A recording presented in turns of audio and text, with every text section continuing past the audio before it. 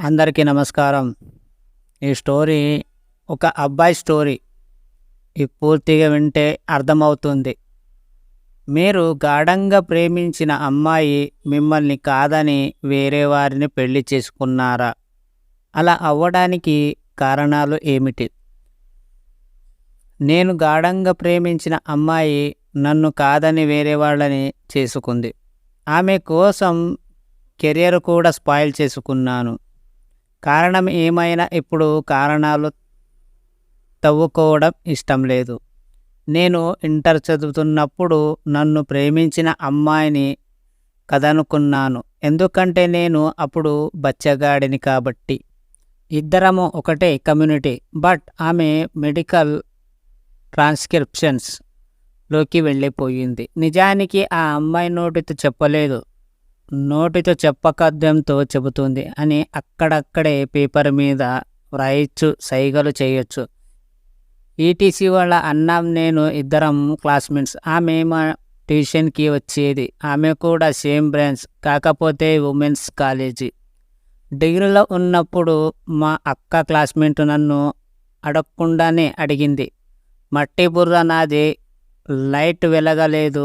వాళ్ళ అమ్మగారు తర్వాత మన ఇంటికి వచ్చారు. నన్ను పలకరించేది వాళ్ళ అమ్మ. కెరియర్ ఏం చేద్దామనుకుంటున్నావు అంటూ. ఆవిడ బాధ నాకు కొన్ని సంవత్సరాల తర్వాత అర్థమయ్యింది. ఆ అమ్మాయిని హైదరాబాద్ ఇచ్చారు. ఆమె ఇప్పుడు బెంగళూరులో ఉంటుంది. నిజానికి నేను గూఢంగా ప్రేమించిన అమ్మాయి నా ముఖం చూసింది, రెస్పాండ్ అయ్యింది కూడా. తన వెనకే పాడుతుంటే పలకరించేది, నాతో పాటు టైం స్పెండ్ చేసేది. కానీ ఆమె కోసం కాలేజీ మారాను, కెరియర్ చేంజ్ చేసుకున్నాను. అయినా ఉపయోగం లేదు. అయినా నాలాంటోడికి ఎందుకొచ్చాను క్వశ్చన్స్. అదే ఏదో సినిమాల్లో రాజేంద్ర ప్రసాద్ చెప్పులో పువ్వు పెట్టుకుని తిరిగినట్లు అదంతే. ఇప్పుడు అందరూ హాయిగా పిల్లల పాపలతో ప్రశాంతంగా ఉండి ఉంటారు. ఇక్కడ హైదరాబాద్లో కూడా వెలగబట్టం 2 సంవత్సరాలు. ఒక అమ్మాయి పుట్టినరోజులు క్యాండిల్ లైట్స్ కేక్ ఆర్డర్ చేస్తే రెస్టారెంట్లో తెచ్చారు. అందరూ విషెస్ చెప్పారు. ఆ తర్వాత ఎన్నో రోజులకి, సంవత్సరాలకి ఫేస్బుక్లో దొరికింది. నేను ఎక్కువగా ఎవరికైనా మొదటగా పలకరించేది నమస్తే అంటూ. నమస్తే వరకు కూడా రాలేదు. ఆమె ఫస్ట్ అడిగిన మాట, నీ దగ్గర ఆ పాత డాటా ప్రోగ్రాం ఉందా అంటూ.